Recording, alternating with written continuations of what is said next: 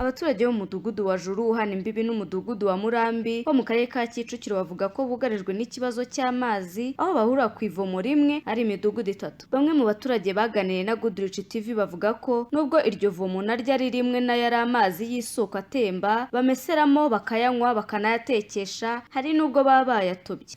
Habimana Felix ni hano mu Gakoki.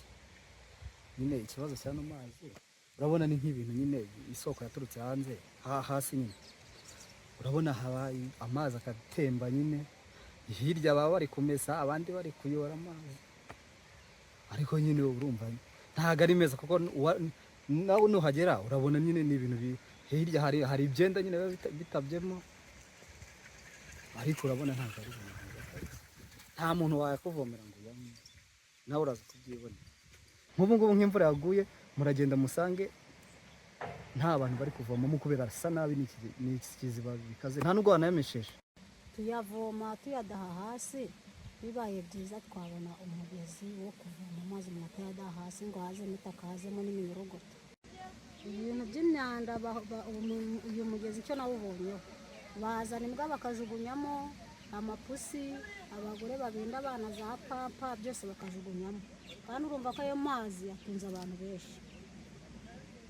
Tuyavoma turi benshi tukayakoresha, ubwo rubwa warubonamo ugataruka ukajya kuvoma ahandi gutyo gutyo. Bavuga ko imvura yaguye aribwo bareka, iyo bataretse bavoma amazi mabi birengagije ko hari igihe abana bayakiniramo bakayatoba bakayanyaramo cyangwa se bakayaciramo.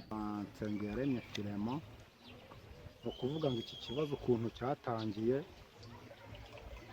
hano mu ntuza hano ni mu mudugudu wa hano wa Juru uhana imbibi n'umudugudu wa Murambi, ariko no muri Songa no mu mudugudu w'Isonga hano haruguru nabo baza kuhavoma bose barahahurira.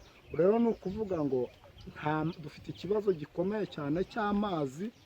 Amazi nawe uri kubibona, dore imvura yaguye, iyo umuntu ataje ngo areke ataretse amazi yo ku mabati nta amazi, ni ukuvuga ngo amazi yabaye ikibazo muri iyo midugudu.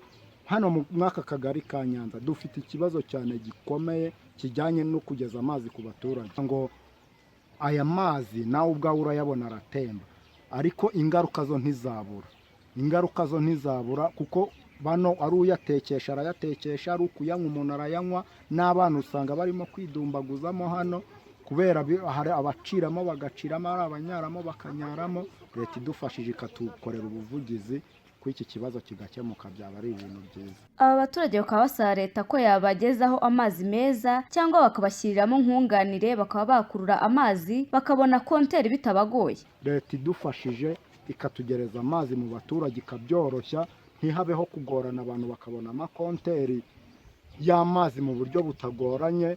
Nanjye ubwanjye ahantu ntuye hari haruguru nabasha kuyigurira, leta ishyizemo nkunganire igashyiramo ibintu bijyanye no koroshya, byaba ari ikintu cyiza leta yabidukoreye. Nicyo kibazo dufite gikomeye cyane muri kano kagari kacu ka Nyanza. Twagerageje kuvugisha umuvugizi w'umujyi wa Kigali Emma Claudine ngo atubwire niba icyo kibazo bakizi cyangwa hari icyo bateganyiriza abo baturage, ariko ntiyabashije kutwitaba. Tuzabigarukaho mu makuru yacu nabasha kutwitaba. Nadege Uwase, Goodrich TV mu karere ka Kicukiro.